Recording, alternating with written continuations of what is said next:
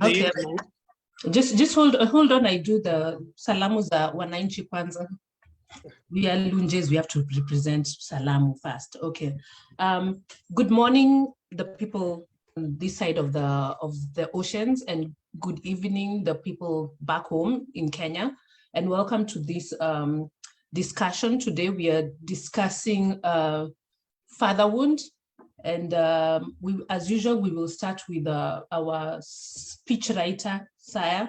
And then because all the panelists are new to us, they will introduce themselves to us, and then we will, and what they do, then as I ask them questions. So Karibu Sana, Saya, go ahead. Okay, thank you, Posa, and welcome. The year is 1985. So those who are not yet born by then, just pay attention. The location is the United States of America. When I say the name John Walker, for those who are given to alcohol, imagine a drink. But for those who are keen about history, and especially spy history, they immediately recognize the name John Anthony Walker as the individual who led the longest espionage against the United States of America. It had lasted for a staggering 25 years. And in it, he had not only leaked to the Soviets, who at this point were America's arch enemies, important secrets, it would later emerge that he had leaked to them war-winning secrets. In other words, secrets that were enough and so sensitive and super strategic that should the Soviets leverage them, it had the capability of turning around the result of a war.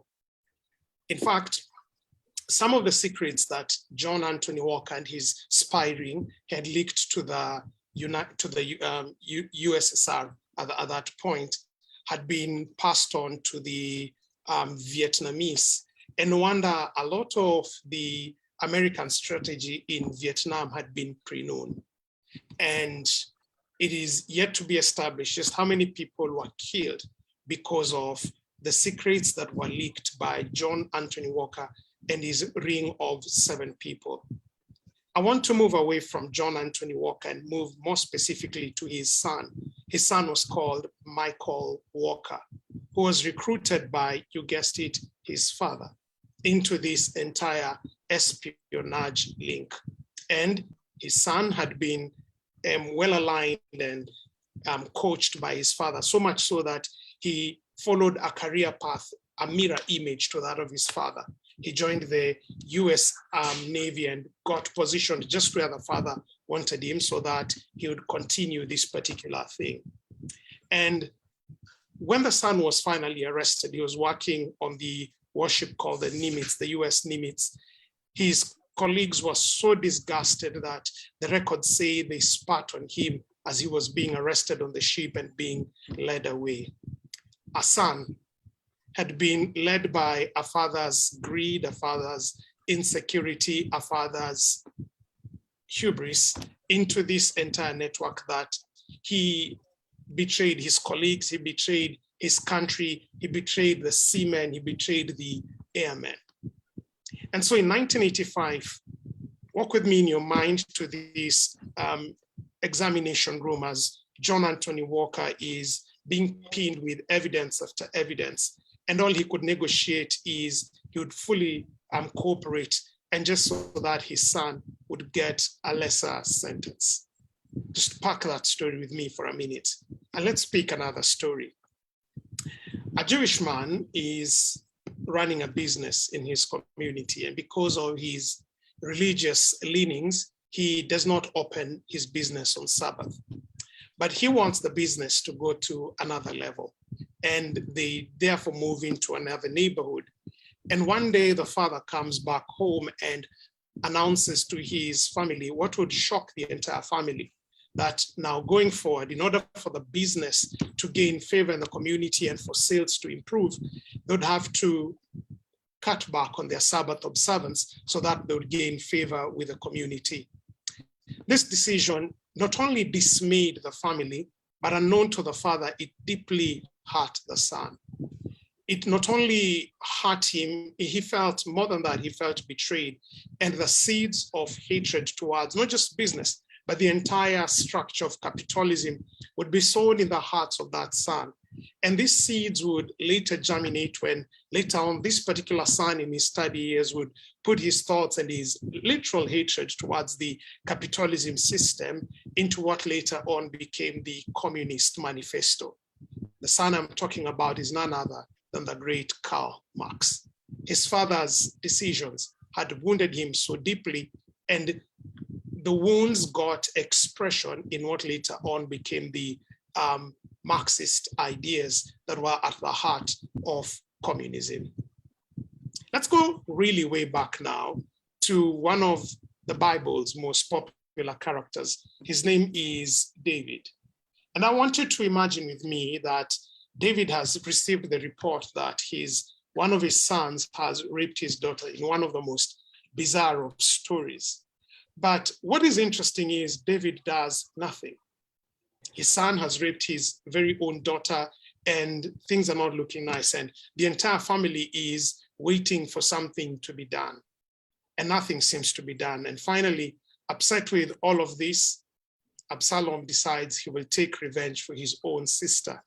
And he throws a party and he waits for just the right time and he pounces on his own brother and does the work of killing. Later on, this feud and this ugly tension in the family would go out into a full-blown civil war when Absalom would seek to overthrow his very own father, so much so that David would have to flee. It took the intervention of his army, and later on Absalom would be trapped with his hair in the trees and he would be shot to death for the entire civil war to be brought down. But when you walk it all the way right back, it probably has its origins in David's affair with Bathsheba. And therefore, David felt he lacked the moral authority to be able to rein some things in. It's just that time does not allow me.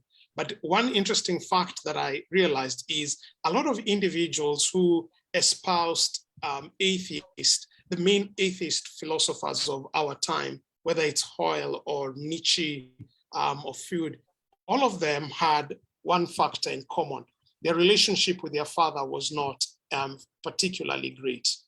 Time does not allow me to delve into the misdeeds of President Bill Clinton, but you could be able to trace it back on an abusive father and an absentee father all through. But a golden thread runs through all these stories from Johnny Walker through to David. And while you pass on the way the Bill Clintons or the Davids of this world, is that in all these instances, one thing is true. A father, either physically present but emotionally absent, or physically and emotionally absent, had such a profound impact on their sons or on their children. And many of the times they wounded them. And sadly, these sons or these children would go on to bleed upon other people. In the case of Michael Walker, his bleeding would affect an entire nation. In the case of David, his bleeding, Absalom's bleeding would impact an entire nation. And in many other cases that I've had the privilege to sit and counsel or coach through, they would bleed through people's careers and through people's life. And so rather than keep sweeping this away or keeping on leaving people bleeding on people who never wounded them, it's time we had this authentic conversation. It's time we talked about the father's wound. Back to you in studio.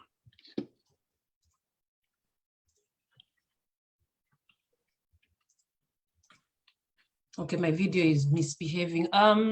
Thank you, Saya, for that a good rundown in your history. When people talk about 844, we are the products. We didn't learn Burebulashi. Everything we learned is useful. I want us to go to the panelists, and I'm gonna start with the psych team. So that's Tony and Lambert first. What exactly, you'll introduce yourself to us and what you do, and then just give us a description of what exactly a fatherhood is. Alphabetical order, Anthony Washira. Thank you, Posa. And what a great way for Saya to introduce this subject.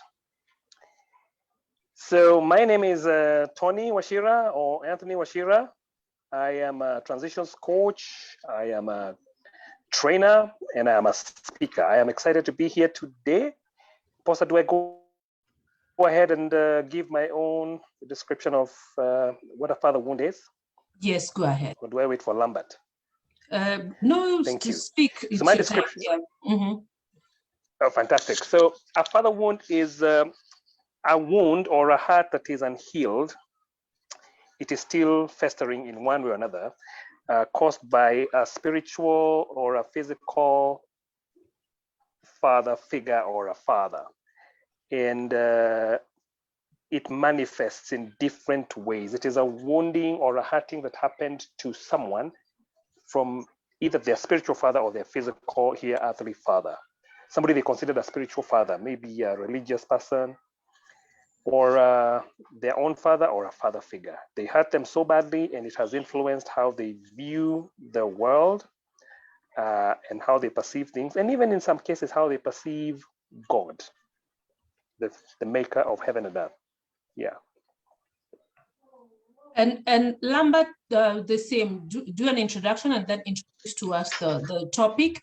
And I'd like to also seek clarification. What about the atheist, the agonist, and anyone who doesn't believe in a celestial being? What happens to them? Do they still have that wounding from someone they don't see?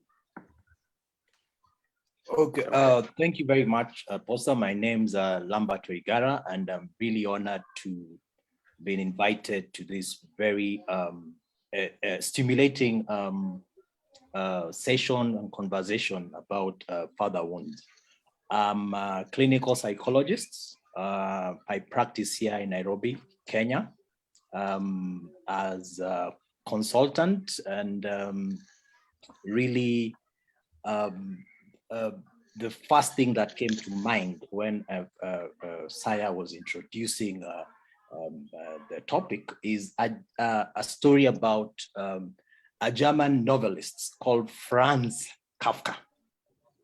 Franz Kafka really summarizes very well the story about his relationship with father wounds, which for sure really took him through a lot of turmoil, and he spent many years just putting together a letter to his father. I think if you check out the internet, you'll come across this very sad story that clearly describes father wounds.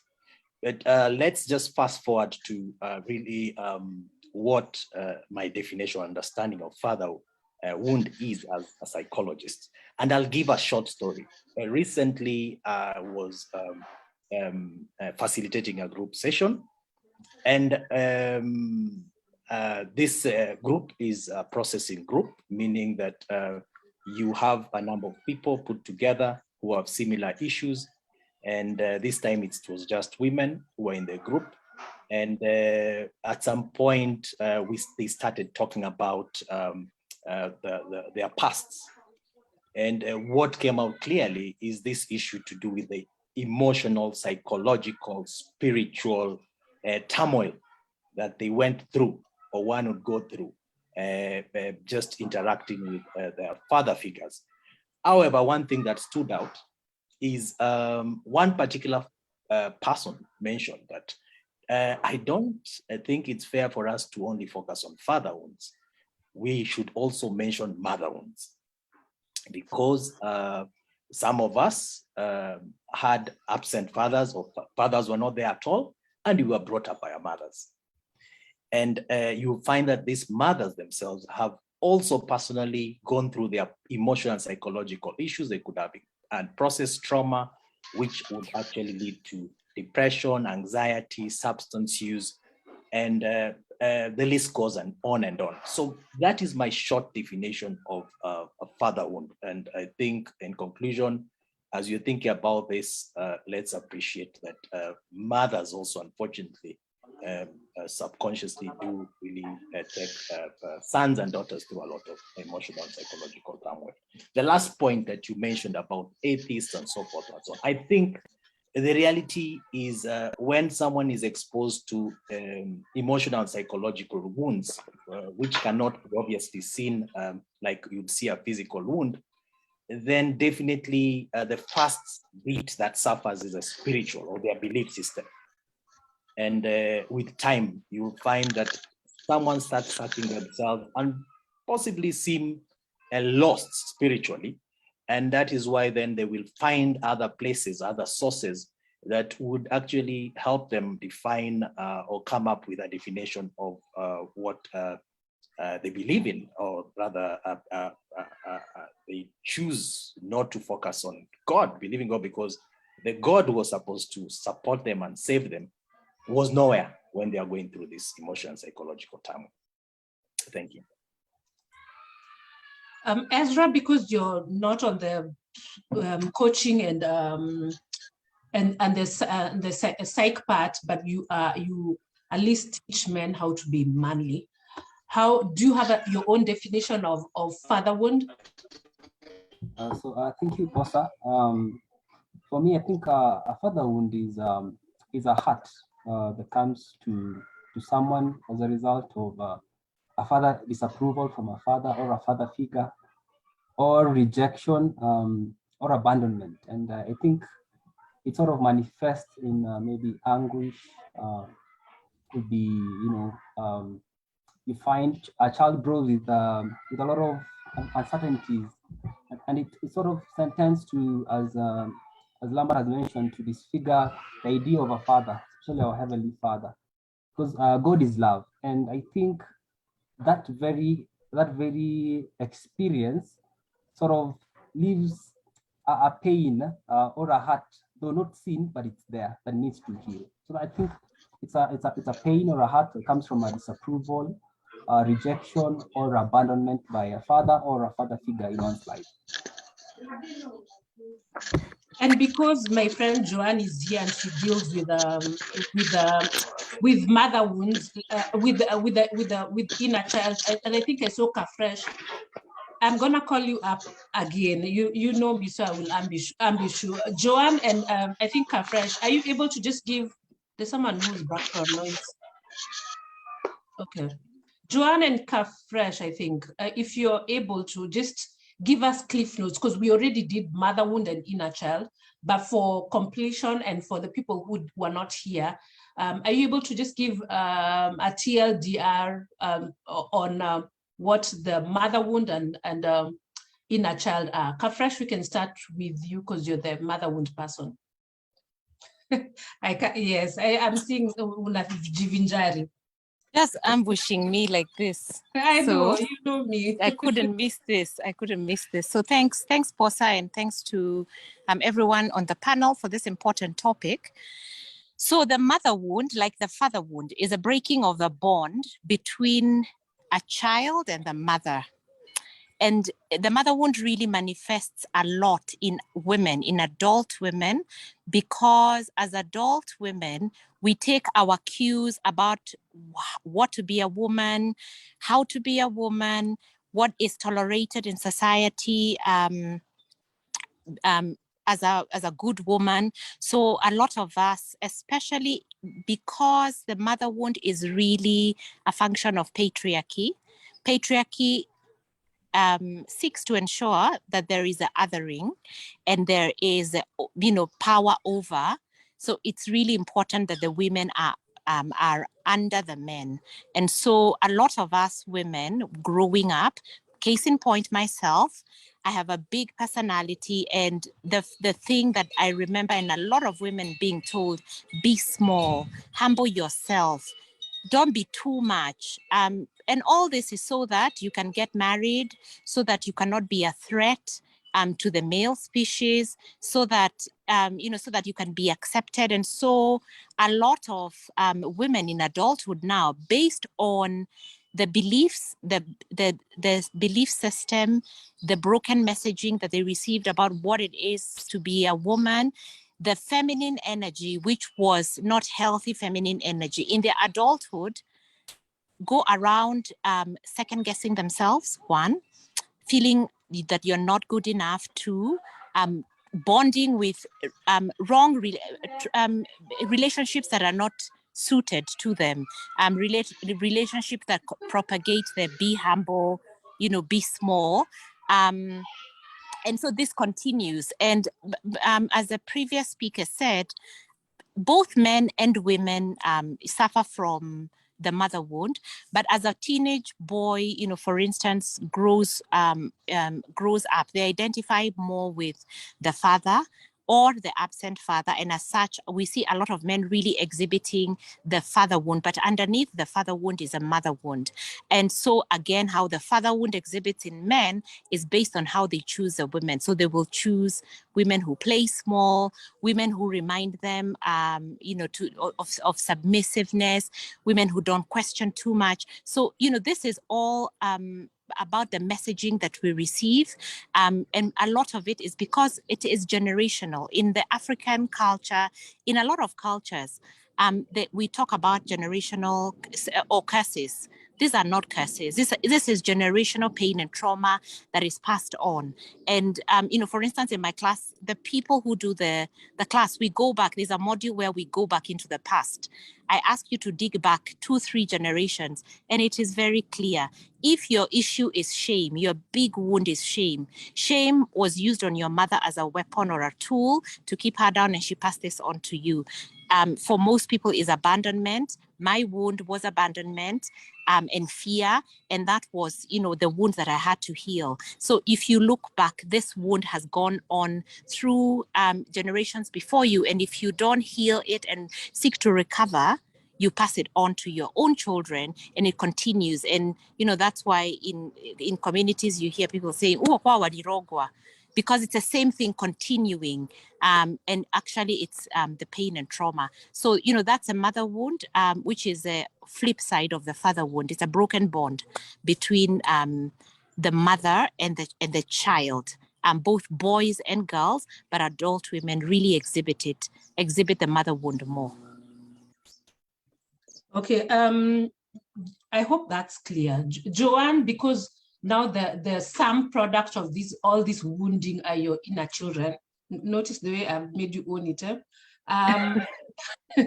So just how does just explain what inner child is, and then the father wound and the mother wound. Navile, most people are Kenyans. Navile zinatokelezea in your inner people. Hi everyone. Thanks, Posa, for calling me out when I was coming totally to listen this time, just as a guest, but I'm going to explain. So I will not explain what the mother wound and the father wound is, because it's already been very well explained by the rest of the panelists. The inner child is the part of us that was. So all of us were children at one point, and that child that you are does not go away. It is in you. It is the part of you that contains all your emotions. It's the part of you that contains your creativity, your personality, all the things that make you as a person, generates from when you are little, and the things that you are told, things that the belief systems that were imposed on you, because most of our belief systems are imposed on us by adults in our lives. The wounding itself, the inner child wounding, is basically mother wound, father wound in short. However, it is also what happened to you as a child. So whether it's abuse, physical abuse, sexual abuse, emotional abuse, those kinds of things, or the things that did not happen for you. So a child who is born has basic needs. So like if Kafresh was abandoned, that is something that is a wound for her. If you are always being yelled at, if you are ignored, if your emotions were not validated, you do not have emotional intelligence. So the inner child is the child that used to be, that is still in you, with parts of you that are completely suppressed. But as we all know, when a wound is not healed, the inside of it continues showing up in ways that we cannot control. So that person who is aggressive in your community, that person probably has inner child wounds or frustrations that have not been addressed. The parent who is always violent to their children, that's a person who has wounding that has not been addressed, and most of us do what was done to us, right? Unconsciously, because parents teach children how to be a human. Parents are the template of humanity to their children in the home. And then teachers are the template of humanity for children from the school perspective. Religious leaders are the template of humanity to children in the church setting or the mosque or the wherever it is. So basically, any adult who is interacting with a child, whether it's intentionally or unintentionally, your behavior affects how the child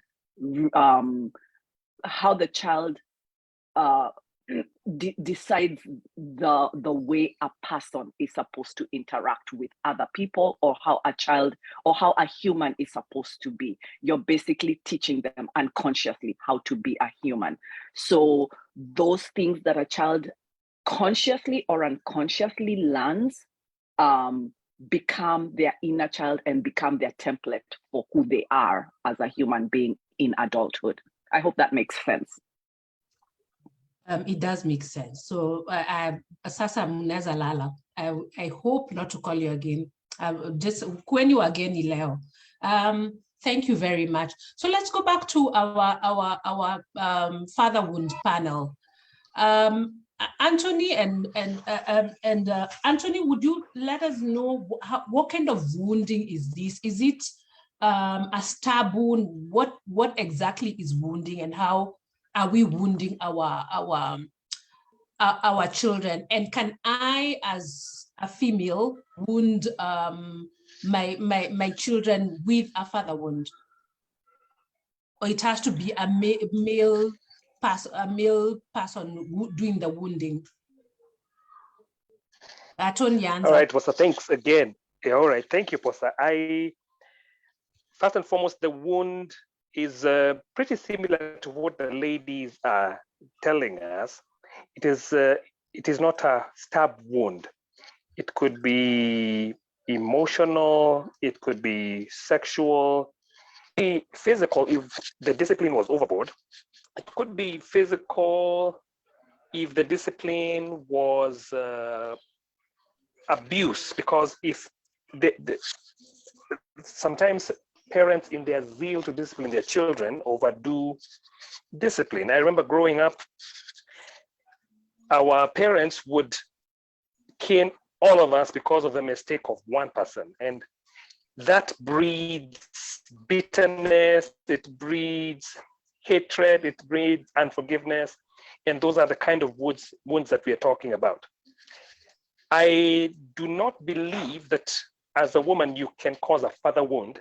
However, I do believe that as a woman, you can suffer from a father wound, and then the way it comes out from you to a young person, if you are their mother figure or their mother, it switches from a father wound to a mother wound, yet it would be caused by a father. Allow me to digress a little bit and refer to something Saya had said. He talked about atheism. While I was preparing for this, I actually looked at the extent of father wounds, and I like the exact things that Saya was saying, that philosophical and religious ideologies sometimes stem from those things. And I want to talk about atheism, agnosticism. They stem from a view of fathers wrongly. Like Saya was saying, I think the primary belief in atheism is something like, I have no father, The agnostics seem to think that I may or may not have a father. He doesn't care about me and I don't care about him. So like that. And feminism is where they have been misfathered and they have decided they've been hurt so much by men. And even if they worship God, they decide to worship God as mother. So that kind of hurt is that hurt where women are hurt like that is a father wound, but it may manifest itself now towards their children or the people that they care for as a mother wound, but it was primarily caused by a father. Okay, that's very clear. And I never thought about the roundabout where all these wounds intertwine and cause trauma to other people. Lambert, the same question, and you just add on what Tony has said. How are we wounding their children, our children? And is there a stage in life that the wounding stops? Like, can I still suffer from father wounds from my father, and can I suffer a father wound from my husband? Lambert, you need to unmute. Really, the environment is very critical in making this father wound really continue. And really, the reality is that most of the fathers subconsciously actually find themselves bringing, because this is what they know. And when we talk about the past generations, when we look at epigenetics, really it confirms that these wounds that your father, your grandfather, great grandfather had, is passed on. So you can imagine how then the interaction with the family can subconsciously lead you as a father to really pass it on to the children, and it goes on and on and on. And I think what is extremely important for this to be managed is insight. And lately, I think the past 5 years, we've seen a remarkable change in terms of people's mindsets in trying to really understand where they're coming from, having conversations as a family. So we are seeing more and more of youngsters being accompanied by their parents to the therapy room, and they're able to actually really help their fathers understand how their wounds are subconsciously affecting the family as a whole. And we are seeing many fathers appreciating these processes, and as a result, they are really starting to learn. As much as we know, and we've known for a long time, that all dogs can't learn new tricks. Again, science has strongly come out and confirmed that there's something called neuroplasticity, that we as we grow older, we can always learn. Before, we used to believe that once someone retires, you go up country and that's the end of you. But we are seeing, even in our leaderships, we are seeing more and more people in their 60s and 70s wanting to be leaders, and they are able to do a fantastic job at that. So really, back to what I'm saying, yes, this can stop when we move away from conversations only to the processing. Because again, something that is very common when it comes to these matters to do with wounds is that we are living in a generation where we are seeing people are re-traumatizing themselves because they have too much information. You know so much, you understand the concepts, internet is there, and then the question is, what next?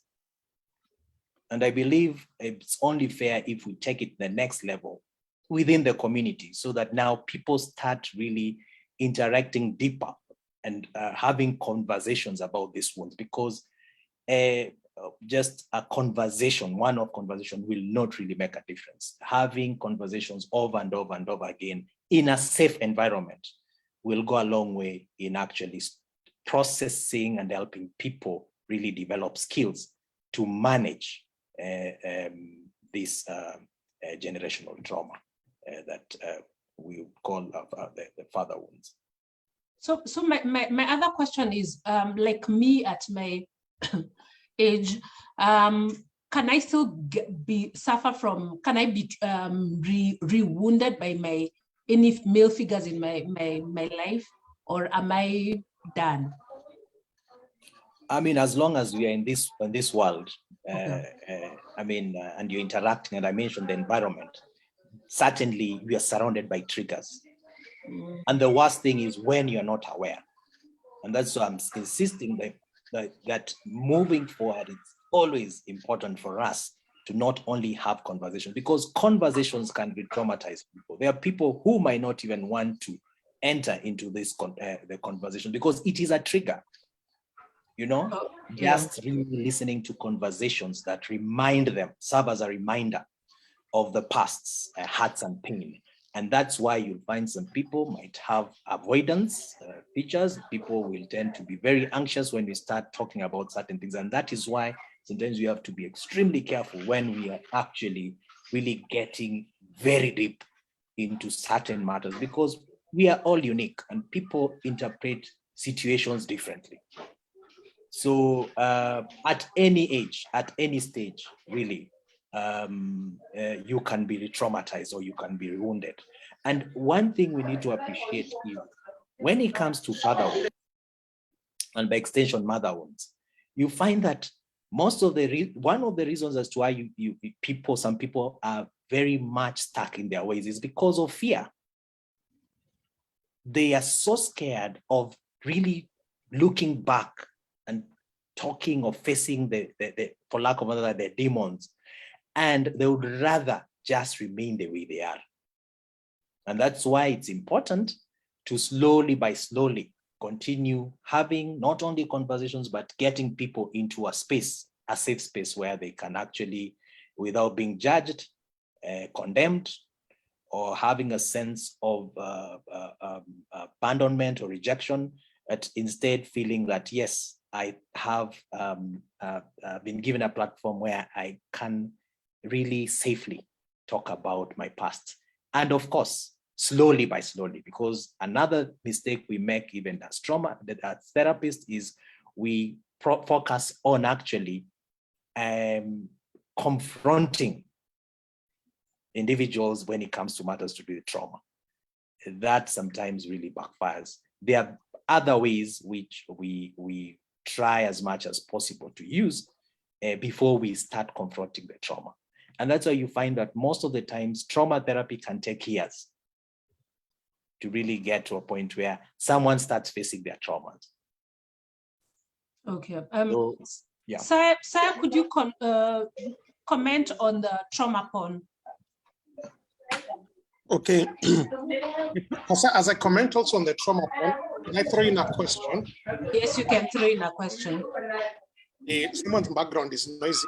I think it's Tony. Let me mute him. Yeah. So the question is, I think we're talking about fatherhood. We've not really talked about its manifestation. We will get there. We will get there. Yes, because it's one of the questions I'm receiving on the side. So that's a question. But trauma porn is, the best way to explain it is something we are now learning in the world of emotional intelligence. It's called ventilation. Initially, people used to be told in Shona, in Shona they say vola. In Luya we say vola, like bring out what's on your heart. So long time ago, we used to think that the solution for some of these pains is to relieve them or retell them, or what in proper English we call ventilating. But it has soon been established that ventilating, rather than equipping individuals to overcome, creates a sort of thing that we call trauma porn, where we come together, we either feed on other people's vivid graphic descriptions about their trauma. And a lot of, especially in this age and time of social media, if you really want a channel to grow, if you just keep sharing all the ugly, raw, details, people relieving all of that, your channel will grow. but the emotional effect it has on people is by feeding on this, they're not strengthening. It's almost like the mind at a certain level has no ability to distinguish between I'm listening to someone's story versus I am living in it. Trauma porn is actually an ideal name because what happens, for instance, in the male mind, when you've watched pornography for some time, two things happen.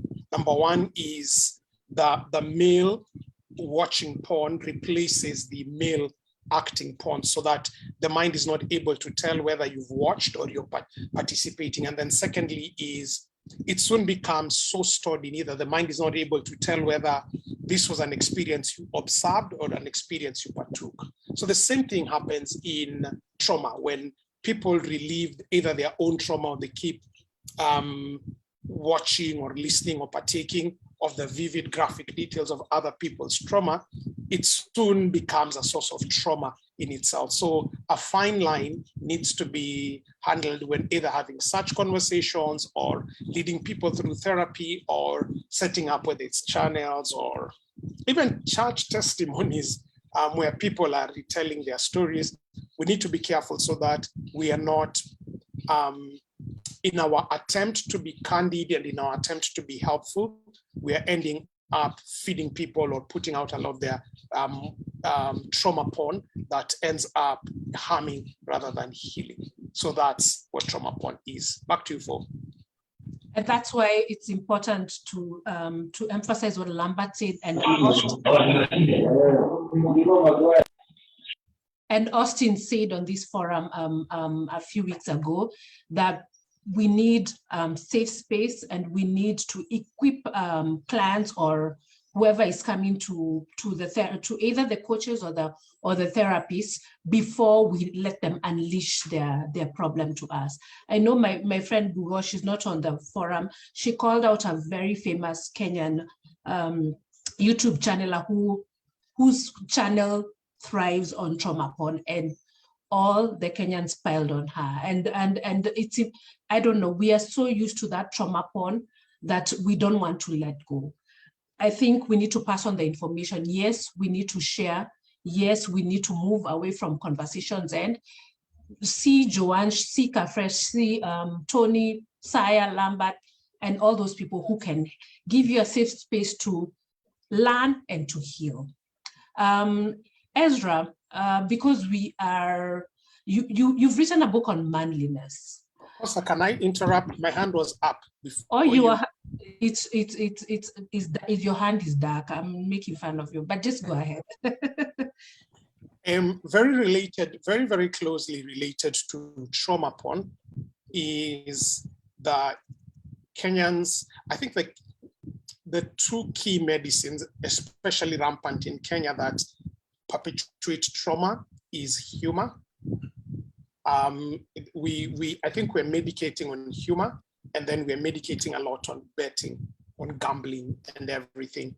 And so people need to just become a bit more aware, and maybe in future we'll have that candid conversation that very closely related to trauma porn about relieving the ugly details and getting likes and what have you from that.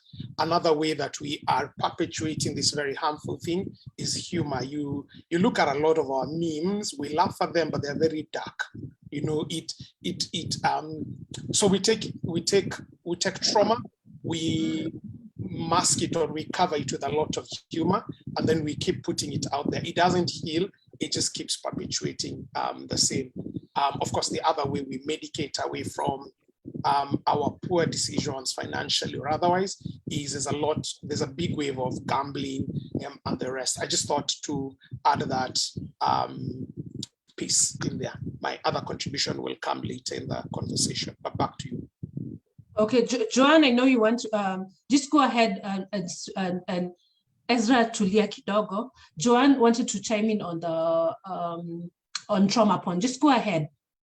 Yeah, so I wanted to add a different perspective on trauma porn. And what it is yes, we are seeing people use their platforms to to share very traumatic information, to talk about things that we as a culture and as a people do not talk about in our homes, the things that the elephant in the room that we all walk around like it's sitting right in the middle of the house, and everybody walks around it and acts like it's not there, right? And we have people who have platforms who are using those platforms to bring these stories to the forefront, right? As human beings, we all want to be seen, to be heard, to be accepted, to be acknowledged. Now, the flip side of that is we typically do not have information, majority of us, on the intention of the person who has this platform, on the resources that this person or people are giving the said victims of trauma. We don't have that information for the most part. We just view what is shared with us. So I would like for us to cautiously think about how we accuse people of facilitating trauma porn without truth and fact. One of the things that I teach my clients is to operate from a place of truth and fact. What do you know about this very moment? How are you interpreting what is being presented to you? This is not to say that there are not people who are doing or engaging in trauma porn. It is just being able to say, okay, we as a culture have for many, many years say that we don't talk about these things. We ignore things. We use memes and whatever to laugh about very traumatic stuff. But now when people talk about their traumatic stuff, we call it trauma porn. When somebody provides a place for people to talk about the things that we refuse to talk about, so we say, okay, that is trauma porn. And I'm going to use a platform like Engage Kenya. Fascinating, amazing platform where people are given opportunities to go talk about the things that happened to them or the things that did not happen for them. It's a knowledge base, right? But Engage cannot be, for example, they had a series on trauma and the stories were traumatic. Even for somebody like me who's done the work, I was like, this is too much. This is horrible. We are horrible as a people. But Engage is not a psychologist. It's not whatever. And they probably do not have the they're not equipped to, what do I want to say? They're not equipped to heal the people who come and give their stories, but those stories need to be heard. For example, there was a series where they talked about trauma in boarding schools. A lot of our children go to boarding schools. Horrible things happen to, especially boys in boarding schools, and people do not want to talk about those things. The only way parents are going to know what is happening to their children, because we've created an environment where a child cannot feel safe to come say what is happening to them in school, because they have been conditioned to be strong and to be a certain way, is for parents to listen to platforms like Engage and be like, okay, now I have a way to have a conversation with this child about what's happening in their school. So I want us to just be cautious about naming platforms as trauma porn when they are maybe geared towards being informational versus just getting likes for the information that they provide. I hope I articulated that well enough for you guys to see my perspective. Thank you. So let me put on my doctor hat for 2 seconds, the one I threw away. The difference with this, the only problem with this trauma porn, what I call trauma porn websites that are thriving on likes and everything, you see the difference between a therapist and a YouTuber who has no skills to equip the client. A therapist will will give you the tools to harden yourself, will give you the calluses, so that when you hear that traumatic message, you're able to just emerge from it well and good. But these forums like Engage is not too traumatic. There's a famous YouTuber, I'm not mentioning them. They do not provide that part. And you can see the person just knowing at someone's wound and going and just putting a hot metallic rod into the wound. That needs to be called out. It is not right. And Lambert, maybe you have more feelings because you actually see that people. Just go ahead. Okay, I think I raised my hand so that I could actually maybe just add something to what Sai was saying. And I think also what Joanne, I believe, has just mentioned about these conversations people have. Honestly, I think from where I'm sitting, I have to say that I commend the Kenyans, and specifically because we've come out in large numbers to actually have conversations about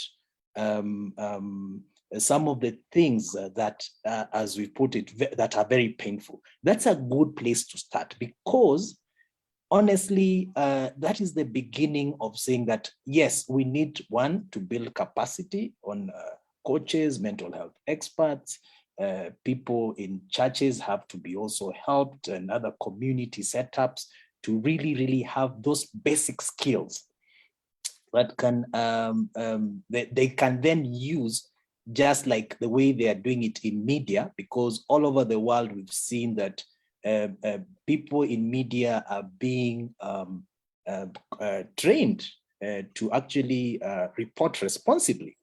You know, we can do the same. We should actually help these people and not condemn them, appreciate that actually been bold enough, forgive them for their ignorance, and actually call them to the table and say, okay, look here, we can work together. We can give you a few ideas here and there based on our expertise. And that will definitely go a long way in ensuring that we get somewhere. And back to the question I wanted to ask about, or the comment I wanted to give in regards to what my dear good friend Sai was saying, talking about what you'd call maladaptive coping strategies. And when I talk about maladaptive, it's the opposite of adaptive coping. And when it comes to trauma, when it comes to anxiety, when it comes to stress, as human beings, we will find possible negative ways of coping. And it's usually not limited to whatever you could be going through. There's usually a very long list of possible negative coping strategies. Saya mentioned gambling. I like to add overcaring. Some of us, we end up really taking care of other people's business except ourselves. And this becomes a pattern. There is isolation via the computer, books, reading. Sometimes people have gone through a lot of emotional and psychological turmoil, even when they're young. They will go into books and so forth so that they don't think about the pain and the challenge. So it becomes an avoidance kind of a mechanism, not to think about the challenges. Then there's substance use. There is engaging in unhealthy relationship or risky relationships. There is the reality of people now getting into over shopping, okay? You find people will buy unnecessary stuff, things that they don't need, and they have all that, and it actually brings some kind of comfort. So the list is very long, and maybe just the point I wanted to make is that we can never really say that this one is specific to this particular set of people. It's individually, depending on the environment, people will identify certain coping mechanisms, and it is important for us to be able to appreciate, like I was saying, every individual will present in their own unique way, and we will need to take them as they are and try and find ways and means of helping them to develop adaptive coping strategies. The last point I have to mention is humor. Humor is one of the best medicines. the context sometimes is what matters. So really humor, we use it even in therapy a lot, and it helps because most of the times you find people are sad. And when you use some humor, it actually goes a long way in helping them to self-soothe. So very interesting ways of looking at some of these issues and perhaps focusing on individuals other than sometimes generalizing. Okay. As Saya had already asked, and as Lambert has already started touching on it, I just want us to go through how these wounds show up in our lives. And Ezra, because you have been quiet, where are you? In your quest to make men more manly, please tell us what manliness is and how are these father wounds showing up and interfering with the manliness. Okay, and unmute yourself, yes. Sorry, come again, sorry. I'm just asking, would you describe, because you've written a book on manliness, right? I would want you to describe what manliness is from your point of view and how these father wounds are showing up in the quest for manliness. I think the way I define manliness is the character. I think that's just sum it up, the kind of character that you have. There's a book that says that what a man is has more influence than what a man says. That what you actually do has more influence than what you actually say. So I think a man sums up what the kind of character that you demonstrate. Some of the attributes that come quick to mind is courage, sacrifice. I think why I say that, the reason why I wrote that book is I feel when you look in the social media, the idea of manliness, I feel it has been sort of twisted. That for many of us, you think manliness probably is going to the gym or probably being what they call macho. You have maybe 3 ladies, but really the essence of manliness is much more than it's responsibility. I think at the very heart of it is responsibility, being able to, shoulder whatever you're called upon. It's responsibility. So I think in a nutshell, I think manliness is responsibility. What's the other question you asked? And how are these father wounds interfering with your definition of manliness?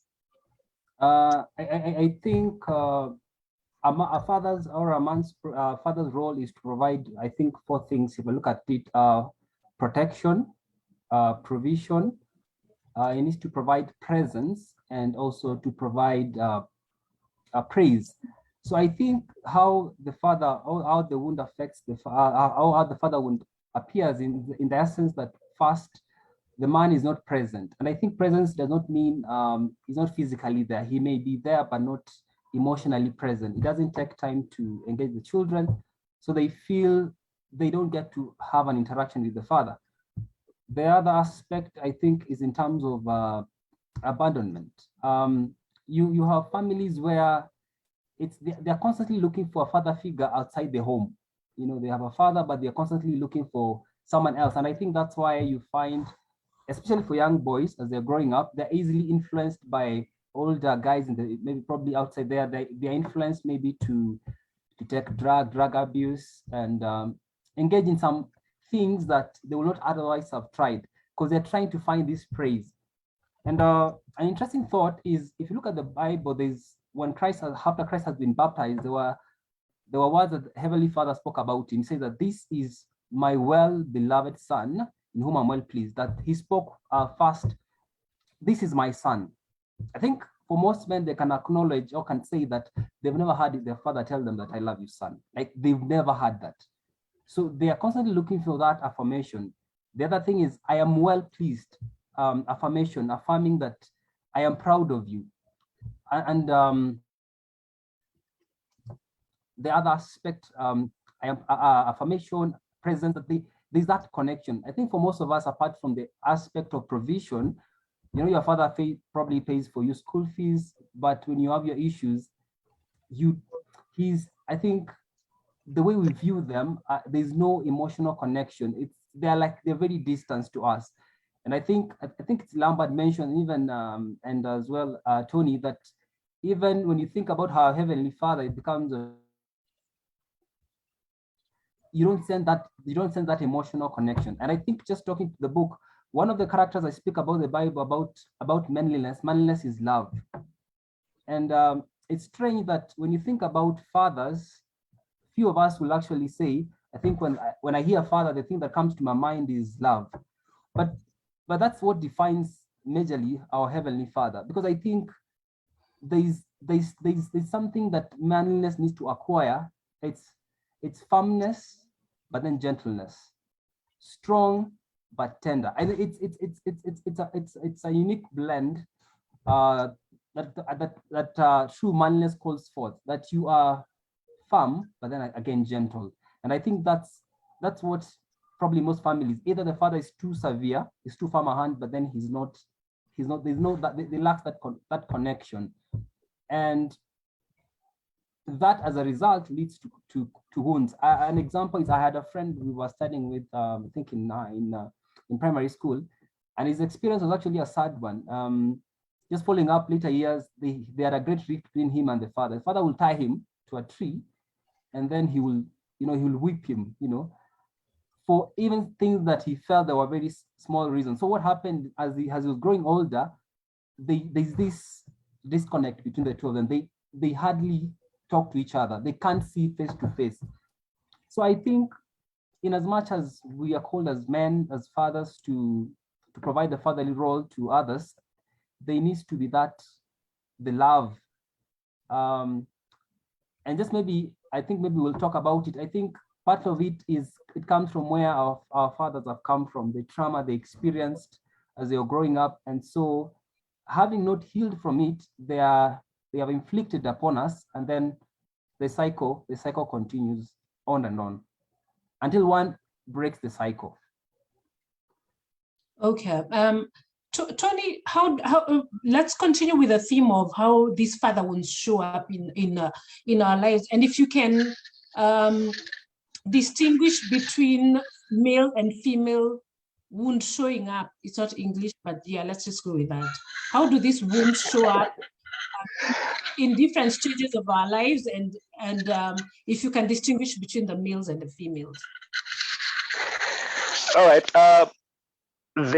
Of course, clearly from the definitions that we're having, it's a distortion of the role of the parent, male or female, that becomes the wound. So if he was high-handed, if it was an emotional wound, a physical, like we have discussed further.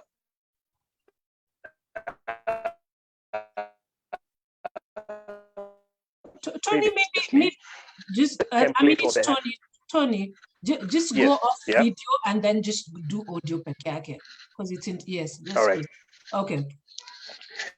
Okay, I'll take it again. I was saying that because the issues that we are calling wounds are the distortion of the figures of our parents or our parental figures. So depending on how we are wounded, then we act out a certain way. We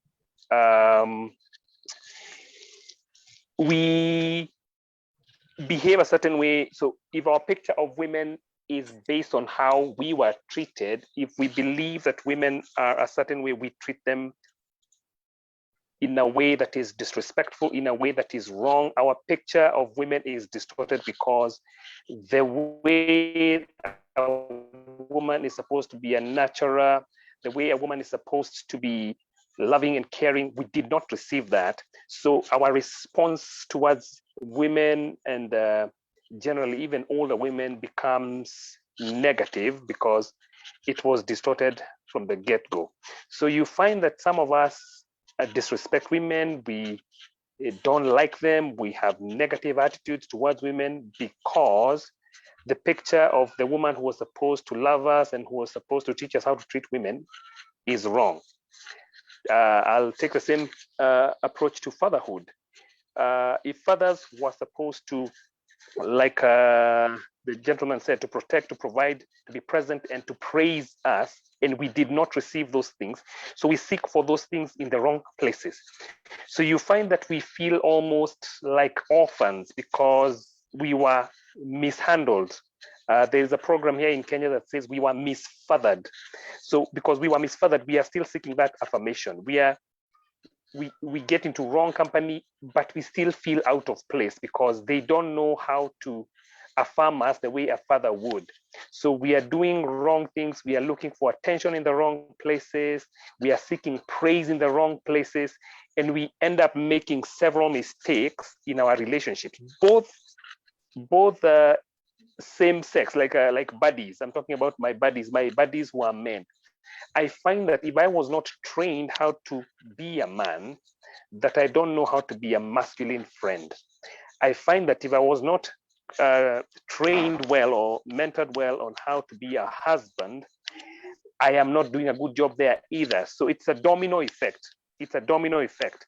It affects very many areas of our lives. And I think one of the things that I'm learning about some of these issues is that they are very complex. It does not manifest in one way, but it manifests itself in many different ways. But it's basically a distorted image of what a man should be. Okay, Lambert, how do these wounds show up on in therapy? All right. Okay, thank you. Even before we go far, this morning I received a message from a cousin of mine, and it's just an article in the Business Daily, Friday the 5th, 2022. And they are talking about John Musunga, the functional introverted CEO.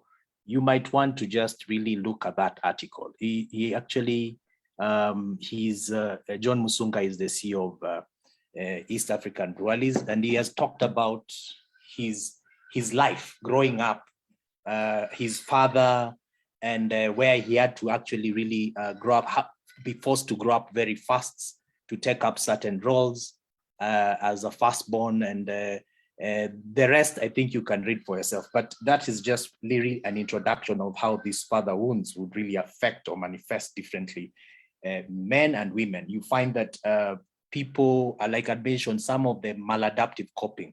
When you're exposed to traumatic experiences as a child, one of the ways to protect yourself, because you've sensed that the world is dangerous, and a normal reaction as human beings is that when we sense danger, we have to protect ourselves. So one might tend to self-isolate and have a lot of self-criticism. You just put yourself down. You don't believe in yourself. We talk about issues to do with low self-esteem, problems with your self-concept, and really you start having problems with identity. And you see those formative years, the first 8 years are very, very important.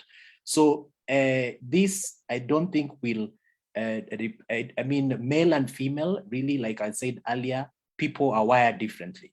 Because when you talk about manliness, femininity, and masculinity, they're on a continuum. There are men who have a very high emotional intelligence. There are women and there are men who tend to be have a very low emotional intelligence. And vice versa. So really, it depends with how you're wired as a person. And you'll find that some boys will tend to be very bold, abusive. They'll start bullying other children in school. Same with some girls, but majority of the girls maybe will isolate. And like I mentioned earlier, will take into books to self-soothe, to avoid thinking about the wounds that, or the pain that they're experiencing. And as they evolve, as they grow into teenagehood, basically how I usually put it is like a bomb that is just waiting or evolving and waiting to explode. And you can imagine the normal stages of growth and development, where when someone is a teenager, you're searching for identity. That's a point where you really don't know who you are. This is the time you now start isolating further and not even talking to your parents much about your issues. And that is the point where perhaps you'll find there are some people who will have to now sacrifice themselves. And I think you've heard of stories where people, even in relationships, they deny themselves. They don't love themselves because they give and give and give to a point where if you really investigate further, you find that the reason why they learned that coping mechanism is because of the pain that they went through, and they realize that the only way they can cope in this world is to sacrifice themselves for others. And definitely also self-denial. Of course, unajinyima sana, for lack of another better word. And you will find that someone might really be doing very well, but you've never even actually taken a holiday. You've never left Nairobi or your workstation, and you become passive. So you find that people now with time start having issues with communication styles, where they have extremes. Either they are very passive, passive-aggressive, or aggressive. Or the same with anger. You have similar anger styles, whether you are very aggressive or your anger presents itself in a passive way. So we can go on and on, but the bottom line is that we cannot say that this is how classically women will present as a result of the wounds, and men will present. It's a mix of many things, and people will present differently. Thank you. Thank you. Saya, do you have fake panelist thoughts before we go on to giving people hope?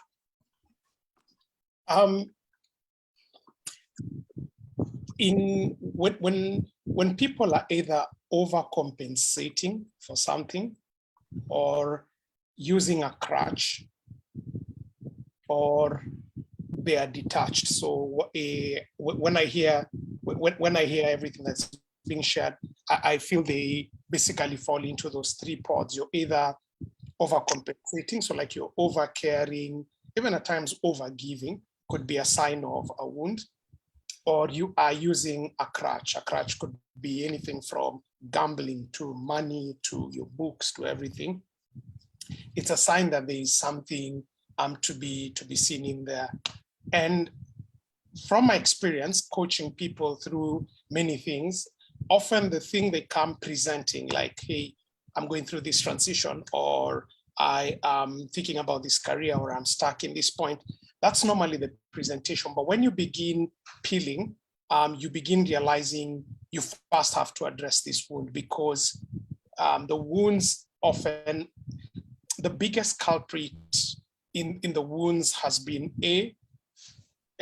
self-identity, how people then identify themselves. There ends up being a problem with how people see themselves or value themselves or show up in the spaces, or B, how they see life. So a lot of father wounds creates a lot of blur in how people engage in stuff. Specifically for the male wound, I'll need to take a biblical worldview to explain something here. When you carefully read the Bible, in Genesis 1, should be from verses 25, when God says, let us make man in our own image and after our own likeness. Even while he's still at concept stage, he's not yet been made, while he's still concept, he's called a man. Then when you go read the actual biblical narrative of creation in Genesis 2 from verses 7 through to 9, it says, and God formed the man out of the dust of the ground, and he breathed into his nostrils the breath of life, and the man became a living soul. So like while he was still a lifeless, formless piece of mud down there, he was still called man. So you realize in the biblical worldview, man is man because of, man is man while he's still a concept. In God's head, man is still called man when he's still a lifeless piece of clay down on the ground. In fact, according to the biblical narrative, when God breathed into the nostrils, it's not when he became a man. He just moved from a muddy man to a living soul. That's the only change that happened. And so you begin realizing that the biblical outlook of a man before any wounding happens on him is that a man is a man not because of what he has, but because of whose he is. And this view for me has been very useful, because when men are struggling, one of the indicators for me about men who are struggling, and especially specifically with a father wound, has a lot to do with the way they see their identity. So men try to either generate their, and in Kenyan speak, we say mwanaume ni mshipi, mwanaume ni kiatu, mwanaume ni nguo, mwanaume ni shati. For those who don't understand those bits of Swahili, it's just saying a man is his watch, a man is his belt, a man is his shoes, a man is his pocket, a man is his wallet. And so that modern view, which is largely wounded, then begins equating a man to either his performance or his possessions. But the biblical worldview gives the idea of a man being a man, not because of what he has, but because of whose he is. And therefore, one indicator of a wounded man is when he is trying to generate his sort of balance because of possession or because of either what he has or because of who he knows. Then you begin realizing that, hey, probably here, there's a wound that needs to be addressed. And if this bleeding is not diagnosed and stopped and dealt with, it begins bleeding on every other thing. It bleeds in your career, it bleeds in your relationship, it bleeds in your investment, it bleeds in your how you just show up in life, it bleeds in your marriage, it bleeds everywhere. It better be dealt, it better be dealt with. And has a lot to do with the lenses that you use. Okay.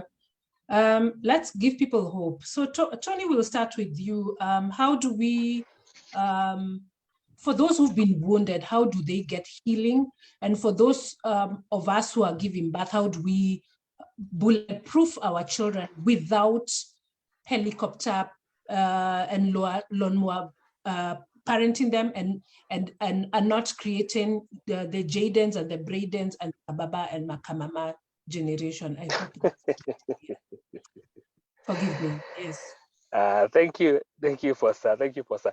One of the things that I want to say from the outset is that we all have a degree of father wounds because our fathers are not perfect. So they are not perfect, and their fathers before them were not. So we inherit fathers who have wounds, who are wounded. And I remember watching this on TV once. Hurt people hurt people. So if you are hurt, the chances of you hurting other people are really high. So that should tell us to lower our expectations in terms of perfection. No one is perfect. However, we can be good fathers, and we can work at it. But before I answer how we can do that, I'll talk about those ones who've been hurt. Those ones who've been hurt, one of the things that we can do is to confront the hurt, is to confront our history, our past. I think one of our panelists, I think it was Lambert, who was saying that he looks, or was it the ladies who were talking about the mother wound? We need to confront our history to see the genesis or the history of how we are feeling now. To open that and just cover a wound that is festering. So we need to confront them and start by accepting that they exist. Then we seek to understand where our parents were coming from. Tony, I'm gonna mute you. We can have some empathy, okay, because they were misfathered. They have to forgive them. Okay, can I try again? Yeah, just try. Okay, Songa Panda Jamti. So I was saying that we need to. Higher.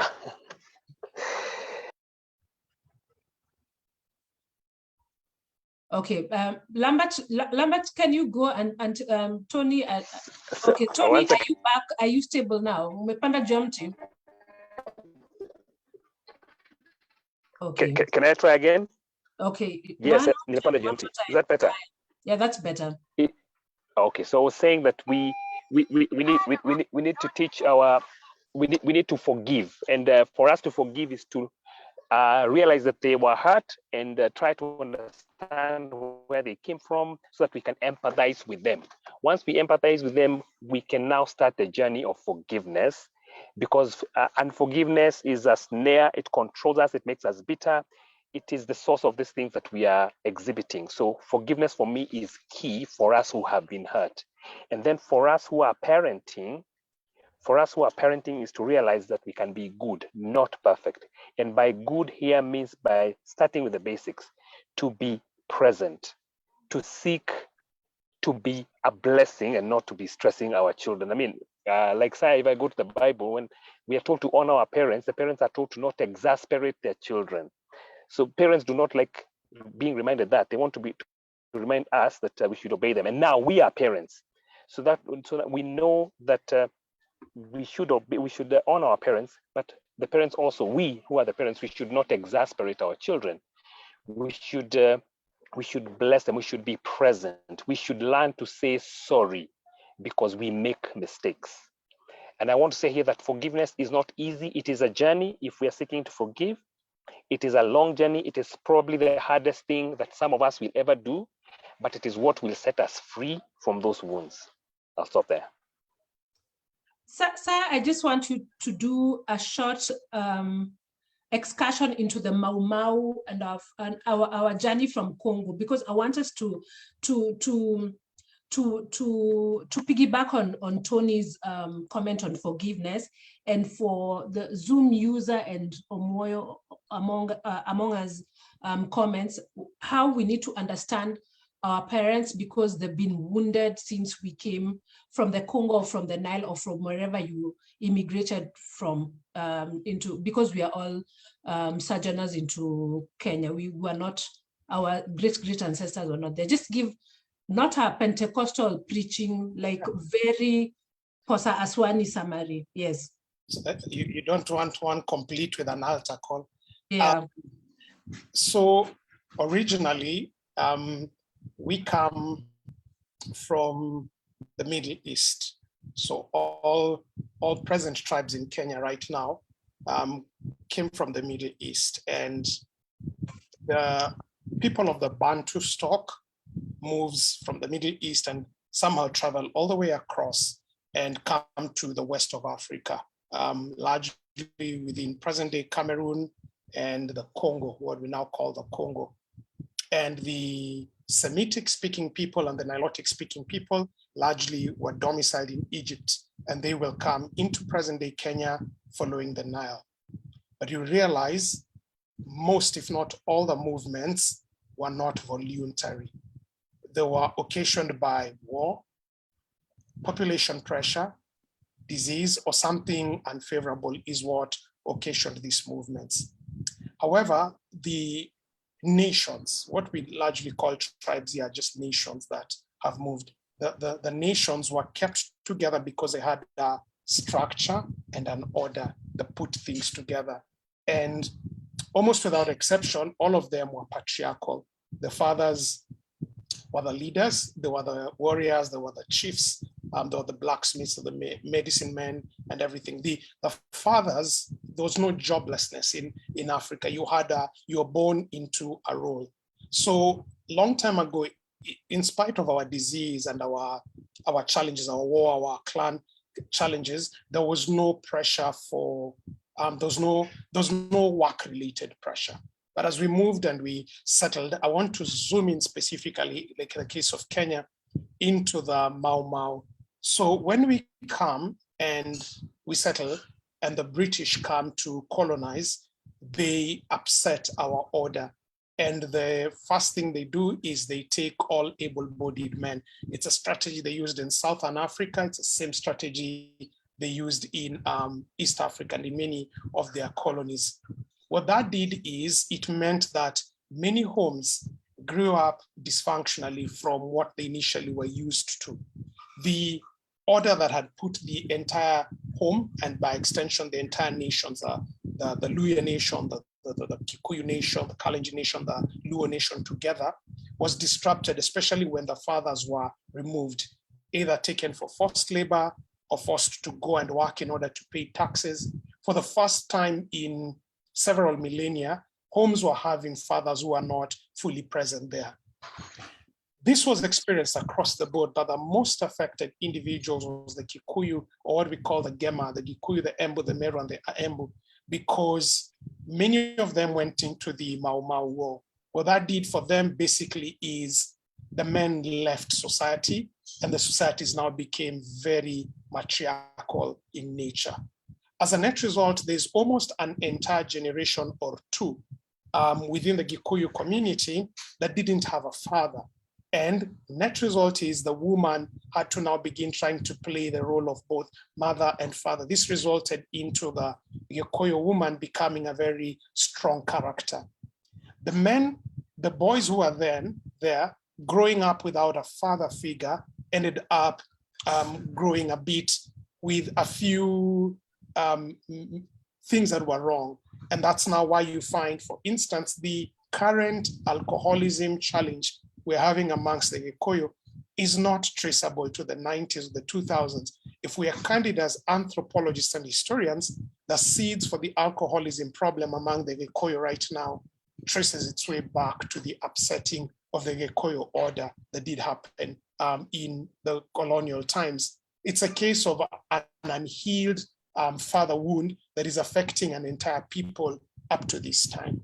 And of all communities, you know, this is said sensitively, of all communities I know in Kenya, it is only the Gikuyu where you can have a boy taking the mother's name. You can find Tony being called Tony Elizabeth, you know, or somebody called Paul Sarah, you know, that's very normal. It's not normal in the rest of Kenya, which is patriarchal, but that is an indication of an inversion, of a change that has happened. And in the case, we are seeing a lot of potential being washed down the drain. The remaining Gikuyu men have compensated for the lack of a father figure by becoming extremely industrious, at times gaining the reputation of being too cutthroat and cutting people out because there's no that balancing effect. Part of it has to do with a pressure to prove themselves amongst the community or within the society. So you can clearly see if this father wound is not just something recent, it is something as old as our immigration journey. And just picking the Gikuyu example, it shows that if unaddressed, it can be able to have long-lasting impact upon a people. Back to you in studio. Can you throw 2 seconds of the same impact HIV/AIDS did to Luo Nyanza? And there's just the same, yeah, so that Tony doesn't feel slighted over here to Memwane.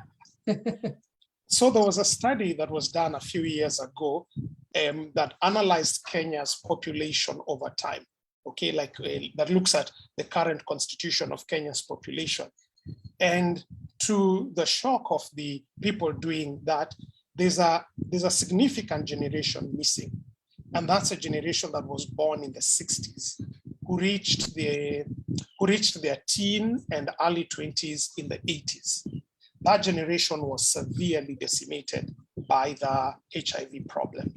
And you realize there's a problem with this generation is this. One, they were born in the 60s, at the time when Kenya was moving into independence.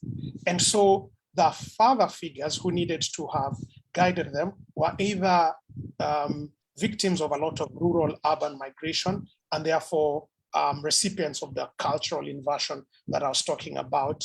And secondly, the people who remained, lots of what happened, and especially in the western half of Kenya, is just because of proximity.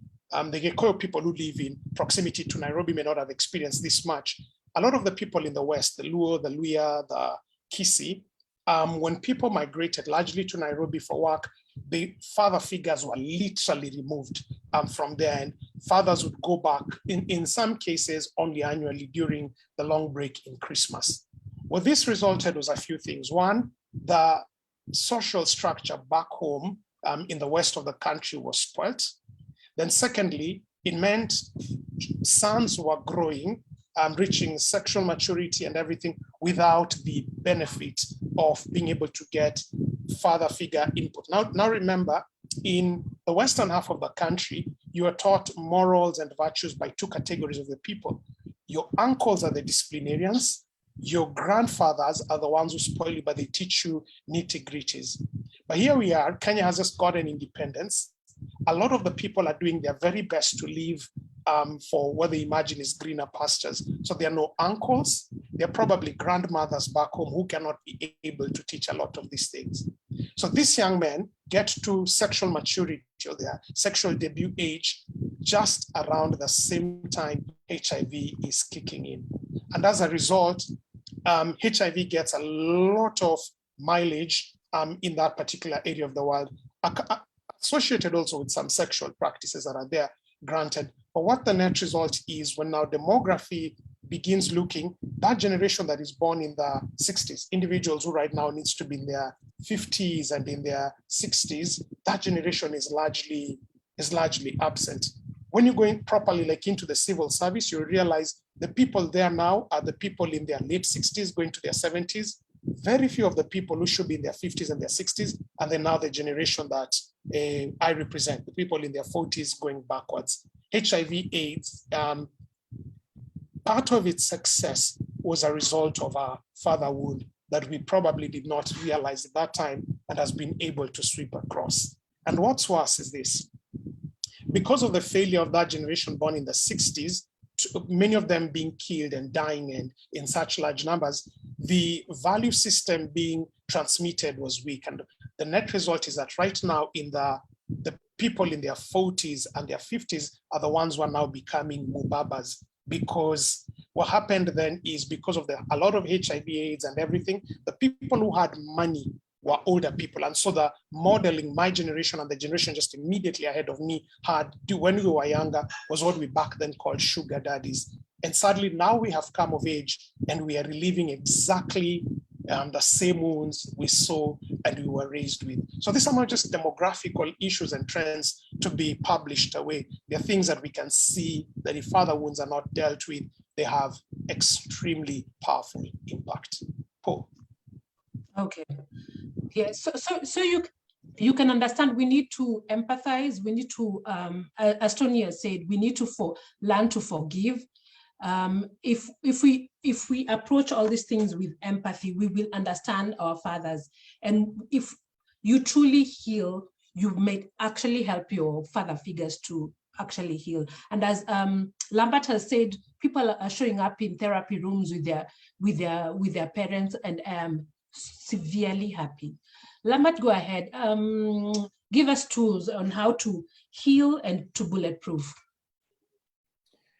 Okay, tools, how to heal. I mean, I think we can, have this conversation until the cows come home, because there are many tools. I have to commend what Saya has said, quite enlightening, and also what Anthony has spoken about in terms of really forgiveness and the importance of just being aware. Being aware is being alive, really. And this forum demonstrates clearly that we are people who are very informed, and we are yearning for more and more information. But that is not enough. What will make a difference moving forward is really for us to, like the question you've asked, to start equipping ourselves with skills. And I mean, like I've said, the process is clear. There are people who, when it comes to being equipped with skills or coping, there are people who prefer going back to the past. There are those who don't want to look back into the past. Then what do you do about that? You respect that and you work with them. And there are those few people who prefer, say, yes, I want to focus on now moving forward. And that moving forward is where now we talk about coping mechanisms. And every individual is unique in the way they present their trauma. So if you're managing trauma, for example, or pain from the past, is this person carrying a lot of burden, anger, bitterness, resentment? How do you then help them connect with how this is affecting them holistically, individually, socially, occupationally, in terms of relationships, in terms of how they take care of themselves and health and so forth and so on. And moving forward, therefore, you start actually helping these people to understand more about concepts like forgiveness, of which for sure, many people would say, yes, I don't think I'm ready to forgive. Then what do you do? Because there are many, many people who are very hurt and they don't want to forgive. So we respect that again, and we now work with what we have. So really, in other words, what I'm saying, sometimes in this journey of supporting people, helping people, we always have to meet individuals at their point of needs. We are all unique, and I cannot really say that I can exhaustively give you a template that you can work with. All that I can say is let's continue with what you're doing, and help and make sure that we work together in terms of coaches. I know coaches are very, very effective, starting with my brother Saya, in helping people get to a level where they can actually really start becoming productive in whatever the areas they want to succeed in. But having said that, there are also limitations that are there, and that's why we need each other. That is where also as therapists, you also have limitations, and you'll find that that's where we need spiritual intervention, for example, and so forth and so on. In other words, we need to continuously work together.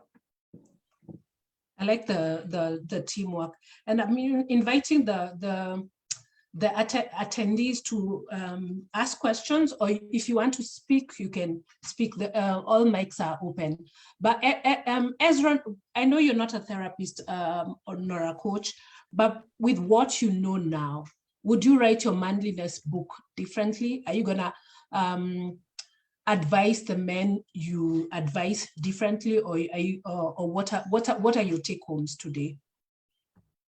So I think I would concur. It has been a very rich conversation, a lot of lessons, especially for us who are not coming from a psychology, counseling background. And I like the fact that we have mentioned forgiveness. There's a saying that goes that he who knows why can bear it anyhow. And I like how the panelists, and especially Saya, has brought out the historical context. That I think it's important to understand, especially when we are confronting these issues, the cause and effect. Why is it so? And while I appreciate that not all of us may be able to trace, maybe going back to our fathers and grandfathers, but I think it's a general thread that runs across, that we are able to glean a few lessons, just even from these such forums, that we're able to, understand going forward. Because true, as Tony mentioned, all of us in one or another have had either a mother wound or a father wound. And sometimes our parents meant well, but it's a consequence of their bringing, or the climate politically they were going through as they were growing up. So that has influenced their probably how they raised us.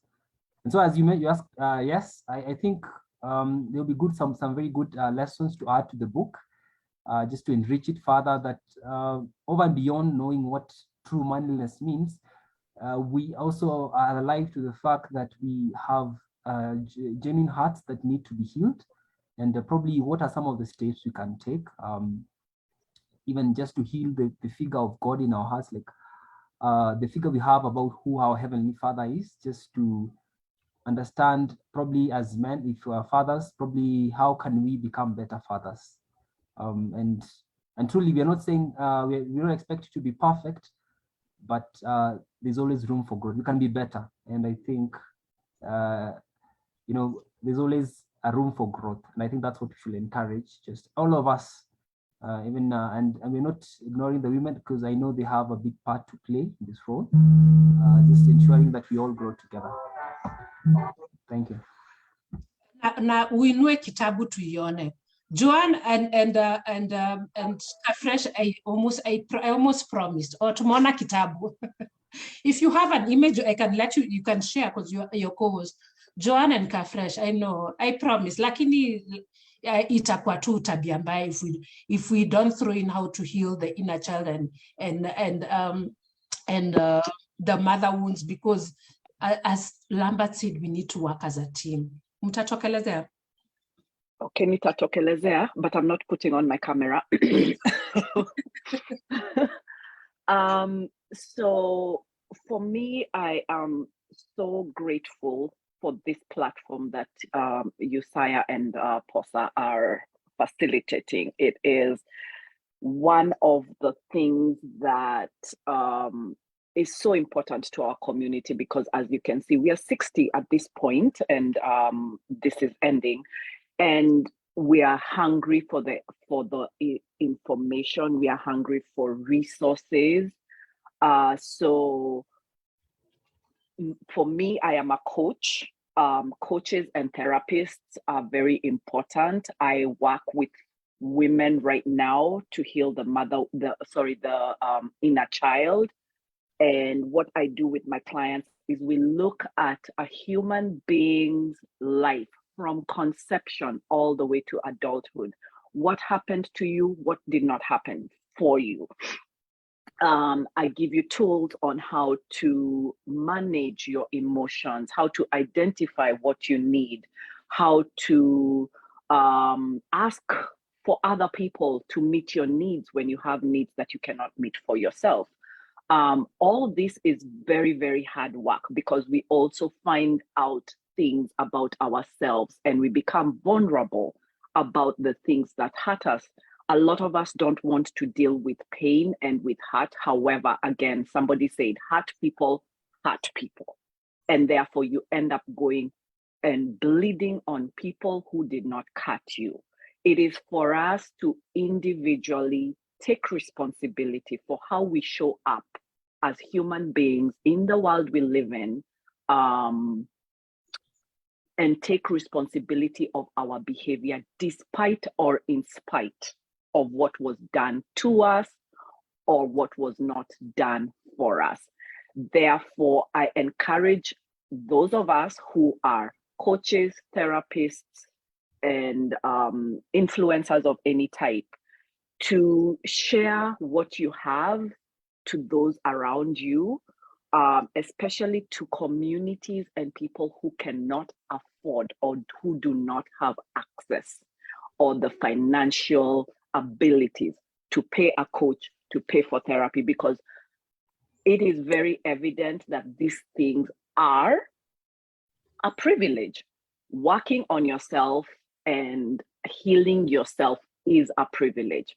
And I like to use an example of, say, a widow who has young children, who is trying to figure out how to manage the loss, the grief, and how to manage the children, and how to manage income that has been taken away from them. It is important for us as a community to support them and to give them, to help them meet the needs not only of their children, but for themselves. So being kind to each other, being thoughtful, being helpful, even when it is inconvenient to us. So I'm available I have a page where I share information that is free. I am also available I'm going to mute him because he's got background noise. I also share share information on coaching, but I work very closely with therapists, because being a coach is not a therapist, right? We have professional views, we have, and we are also human beings. Sometimes we are biased, right? So seek help where you can. Take responsibility for your behavior, because again, you being wounded does not give you the right to go wound others. So that's what I can say in terms of the space I'm in right now. Thank you, and you can share your pages over here. Kafresh, ebu ponesha nini kidonda cha mama.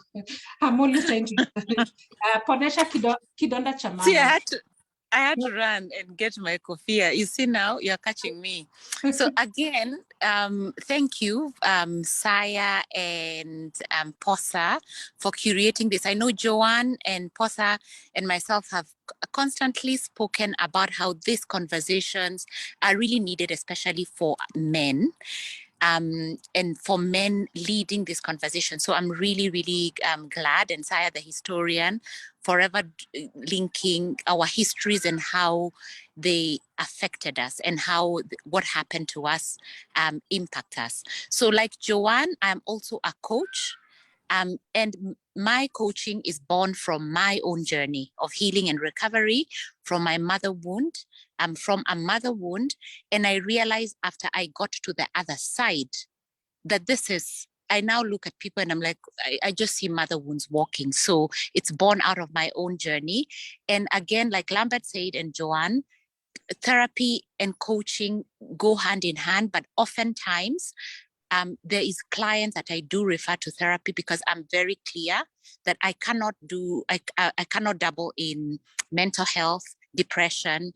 I help you, give you the tools, help you formulate the language of what happened to you in relation to your mother, the mother figure in your life, the females in your life, and how that has continued impacting your life. So we trace back what happened to you, because what happened to us, what happened to me impacted who I was. My life for a really long time was shaped by fear of abandonment and, nearly destroying me.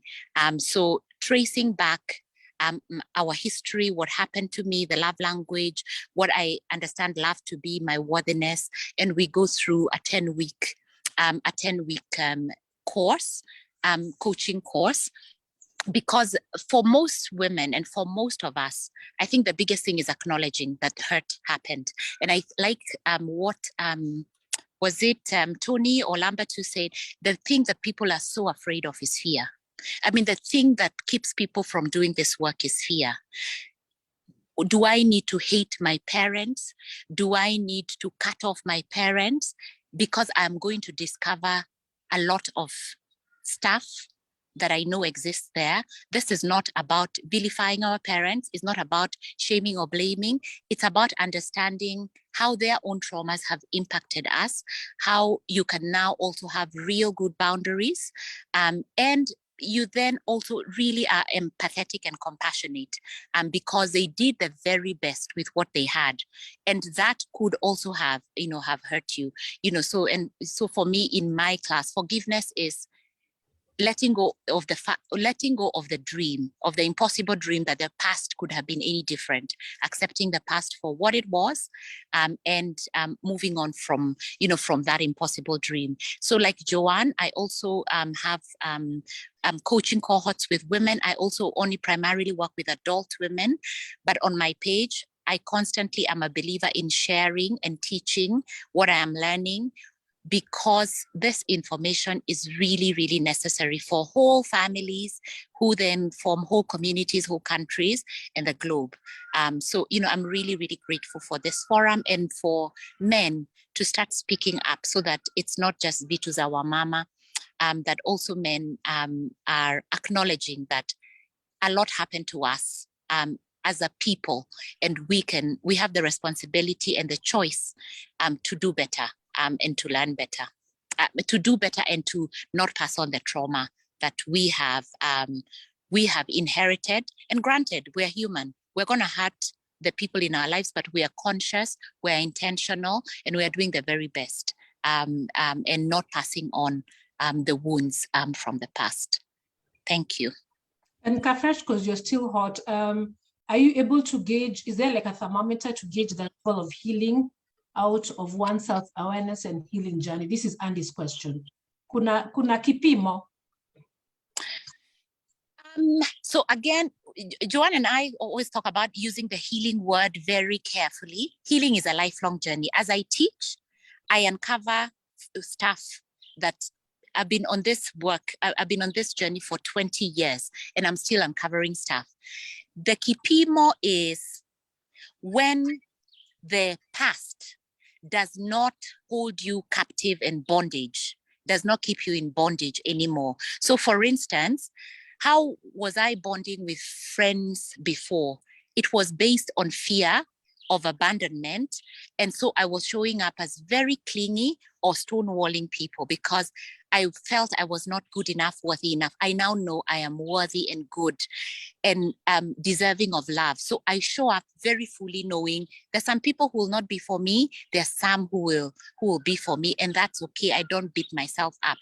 I am very aware of feelings and emotions that come up before, as I've spoken before. I used to drink, I almost became an alcoholic because I used to numb the pain. For a lot of people, it's either shopping, like Lambert said, drinking, having casual sex to numb the pain. So I am very aware of what's happening and I can navigate through those emotions. And I think it's when you're aware and not running away from them and sitting with the pain and the feelings, that is a kipimo. And, now as I parent my children, I know my children are not there to trigger me. They don't even know that I have buttons. So I cannot blame them for pushing buttons. They don't know I have buttons. It's up to me to show up as an adult, a healed, whole adult when I'm parenting my own children. So that is it, but it's a lifelong journey. You will uncover things as each season of your life, as you get new friendships, you'll keep uncovering this, but you show up in the best way possible as a conscious, whole, intentional human being. Okay. Haya, na utusambazie hapo pages zako tuone. Asante. Florida, you don't have Joshua and Caleb to hold up your hands. It's a very biblical reference. Are you Florida? Your hand was up. Okay. Yeah. You have a question? Okay. Go ahead. Yes. I came in a bit late, so maybe the question I want to ask has been dealt with before. But first of all, allow me to appreciate the conversation that I've been able to catch up with. I'm finally able to make a relationship between certain things or certain phenomena that I've seen while working with people and father wounds, and I appreciate that so much. Now, my question is, we do have father wounds and we have mother wounds. And I'm wondering if men are also affected by mother wounds and women by father wounds, and to what extent, and which one brings out maybe severe symptoms in a person, the one that comes from the parent of the same sex as the person or the opposite sex as the person. Nyara. Oh, my getaways come out. Who wants to take up that? The mother wound people, the father wound people. Tony, I know your internet is unsteady. Lambert or Kafresh, do you want to take up that? I know we discussed it. I can chime in real quick. Okay. Yeah, let Joanne answer. Very simple answer. I don't think there is a measurement of who is or which wounding is worse or which one is more substantial than the other. I think both concurrently happen. Now, it just really depends on the interactions of that specific child with that particular parent. I come from a family of five, mother, father, and we are three siblings. What happens in those family environments is that each child has a very different experience with each parent. So like my wounding from my mother is very different from my sister's wounding with my mother, and is also very different from my brother's wounding with my mother and also with my father. So I don't think we can measure. I don't think there's a measuring stick on how each child is wounded, because depending on also the birth order, a child may have spent different amounts of time with each parent, and also life events, what's happening in the parents' lives affects how they interact with the children at any given time. So it's very different for each child with each parent, whether it's a mother or the father.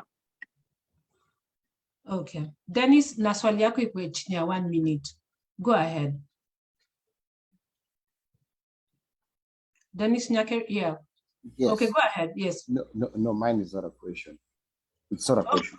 It's something that I'm just throwing out there. I've had everything the people have said here, but I'm thinking now there's there's a crisis happening in Kenya, and even the president was saying there are a lot of single mothers out there. You know, like Sayas put it, you know, for me, what happened to the boy child? You know, it's something that what's the way forward? Because this boy child is going to be a father one day. Okay, this girl child is going to be a mother one day. And when I can say from my own experience is that the 20th century father is different from a 21st century father in terms of expectations. We were not, my generation, we were not prepared for that. We saw from what our dads did, like Saya said, and we followed. But when we became fathers, the expectations was different, and most of my generation, guys are leaving their families because they were not well prepared for fatherhood in the 21st century.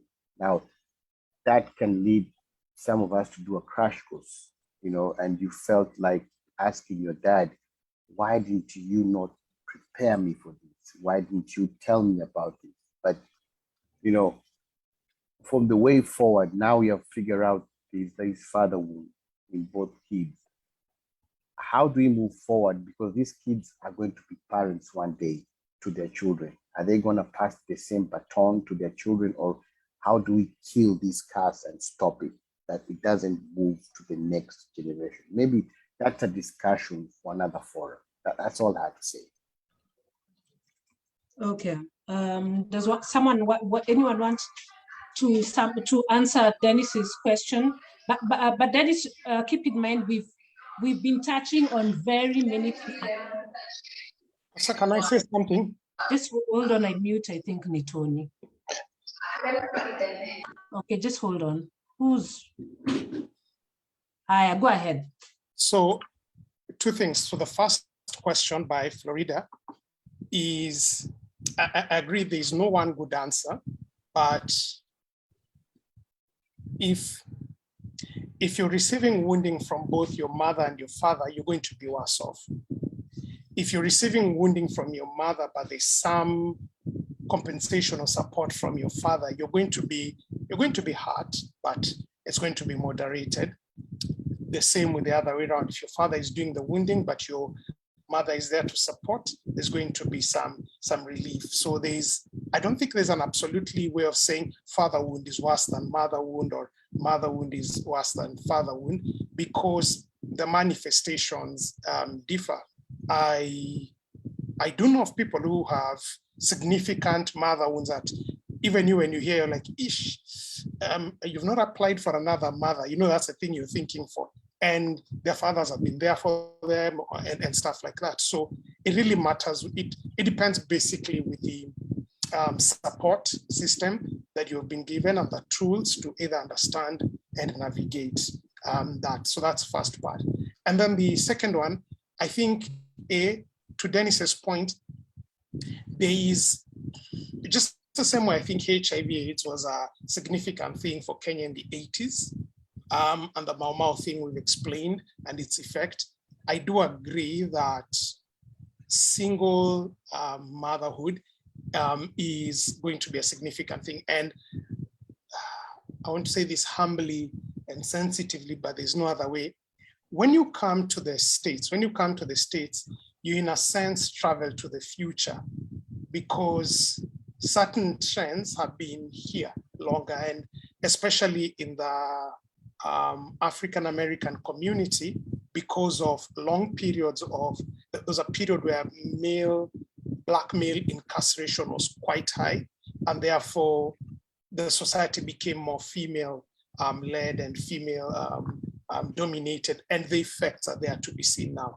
So we, in a certain sense, like if you think about the Kenyan setting, with the current single mother situation that we have now, it's not too hard. It's not too hard to see where it's going. You just need to come and see societies where this has happened. Now, the rise in single mothers, these mothers are not self-impregnating themselves. You know, they are victims of hit and run or hit while running or hit and never stop, like men who are, for one reason or the other, already not able to take up their responsibility. So they take the girls for a ride, get children, and do not show up. So already the single motherhood is not even the problem. It is, we need to also ask, like, why aren't boys able to step up to the plate? But that notwithstanding, I do agree that the same way we have Kafresh and others dealing with motherhood and fatherhood, I think we just genuinely need an entire support system done for the whole single motherhood phenomenon. And it's not just for the single mother, but for the children growing in that place, so that they can have better father figures and complete father figures. I'm not a male misogynist, but males are well designed to do male roles and females are well designed to do female roles. And when the female is forced to do the male role or the reverse, even to the best of ability, there's going to be some deficit. But because that's not the subject matter, maybe we need to pick this as a substantive topic. I think it represents two things. One, it represents an opportunity for people to pursue this as a complete calling and probably come up with a program like what Akina Kafresh have been able to come up with. But then secondly, it also presents an opportunity where we need to begin discussing why are men having children and running away. But also, thirdly and importantly, it provides an opportunity for us to begin investing in this space. Otherwise, we will wake up 20 years from now and realize there's a big shift, there's a big hole that has happened. Yeah, my thoughts on that. Okay, it's been 2 hours. Wacha tufunge ukurasa. Just the last comments from the panelists. Tony, I'm not so sure if you're still with us. Ama mti haikupatikana. So just the last comments. We'll start with the people with stable internet. Lambert, go ahead. Okay. All right.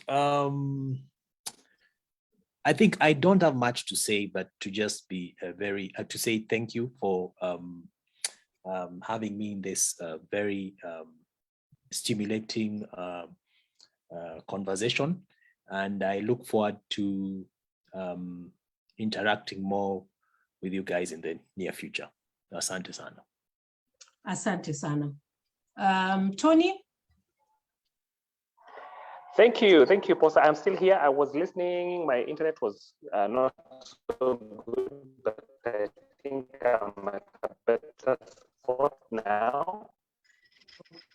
I also am very grateful to have been part of the conversation, and I think let's embrace.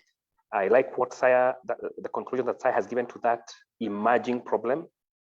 I am passionate about that, and like Saya, I believe that the strong male figure cannot be replicated by our women, much as they try, because they were not designed that way. And that we as a society need to be cognizant of that reality, and that we need to be having these conversations about what to do. And we ought to, my challenge to the men here in particular is, not only are you a father figure for the kids that you have sired, if you can extend that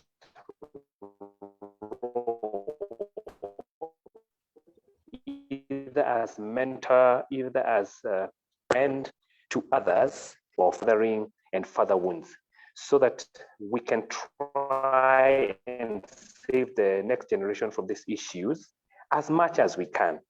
We are not perfect, but if we are present, that is a good beginning. If we are present and willing to listen without judgment, because I'm sorry for this, but there's something that I forgot to say that I had wanted to talk about. We have something called generational bias, where we judge our younger people based on where we are. We judge them based on our experiences, we judge them based on our schooling, we judge them based on our faith, etc., etc. If we are able to understand that we have a bias and receive the young people just as they are, raw, with their issues, and love them. We begin there. And as we seek help in how to help them, then I think that's a place to start. It is not a simple problem. It is a complicated problem, a huge, complex problem.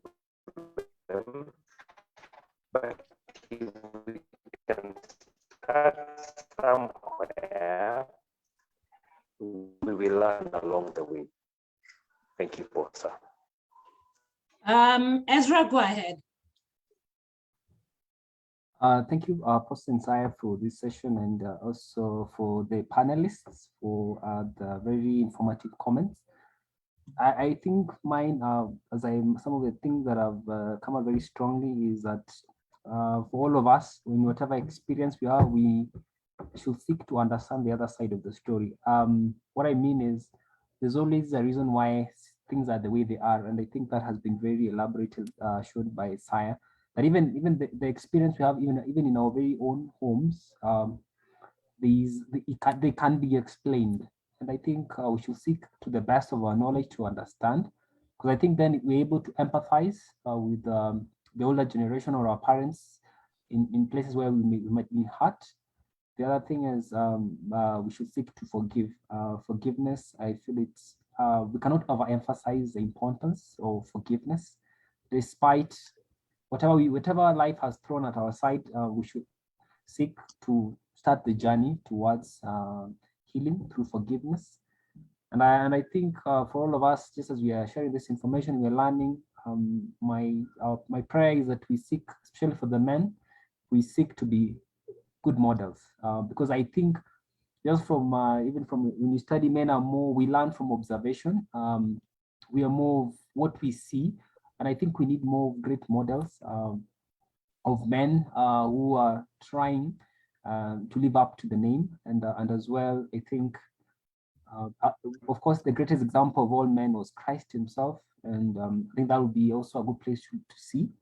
And also, let's talk. I mean, I think healing. Let's talk and share and learn from each other to become the better we can. Once again, I thank you for allowing us to have space for this very important conversation. Thanks again. Thank you. I'm calling him my son's name. Saya, tufungie, ambia watu asante and tell them about all those other things, and including next week's topic. Okay. I'm still seeing somebody wanting to join now. That's a good sign. So thank you, everybody, like really from the bottom of my heart. Thank you, panelists, Lambo, and thank you for Tony. Tony's second name means Pombe. So we have a joke, we call him Okongo, which also means the same thing. Thank you so much for pouring into us, and thank you for the ladies who came to be flies on the wall, but were called out by Posa. Thank you so much for the wisdom collectively shared. I appreciate. Thank you for the people who stayed for the 2 hours, and for those who will follow up again on the social media handles. We totally appreciate. We seek to keep growing this because this is a conversation we all need to be. Just a reminder, you can follow up the same conversation. It has been streamed on our Facebook page, currently called Authentic Dialogues with Sarah Jackson. There'll be rebranding happening soon, but you'll be able to find your way there. We also have a YouTube channel. I trust Posa will be dropping the link there. It's called Authentic Dialogues. At least I've not sneaked my name in there yet. But it's Authentic Dialogues. So I believe it will also be available there, and you can begin subscribing. And please share your questions. Please share your feedback, because if all we're ever going to do is talk about stuff only we want, then all that will just not, it'll be a one-way conversation. And we want to have conversations that matter. Next week, after Kenyans washapiga kura and the people's political analyst career comes to an end, and they're looking for the next thing to do. Next week at same time and on the platforms you get this, we're discussing black tax. For those people who are tired about, in Luo it's called gonywa, in other places it's called shave my beards. This money we are always giving, this help we are always giving, and it never seems to be ending. What's really behind it? Are there better ways of dealing with it? Can we grow and become better about it? So a very elaborate team of finance gurus will be here to talk about black tax, its source, its impact, and how to be able to deal with it better. So please spare the time and reserve the date, and let's speak together about black tax. Meanwhile, on our social media handles, we'll begin sharing material related to black tax so that the conversation can begin in advance. Until next time, please remember to stay authentic, and mine today is to encourage us to move from curiosity and complaining and to courage. So you who's been empowered today about a father wound may need to begin taking steps to heal your own father wound, or who knows, maybe you need even the courage to go to your father who may have wounded you and begin the process of healing and restoration. Remember, revenge is drinking poison and hoping the other person dies. So we don't just have these dialogues to fill time, we have this dialogue so that they can initiate action. Because if all we ever do is talk and never do, then this time is worse than wasted. So please make it count. Thank you and see you next time. Back to you in studio.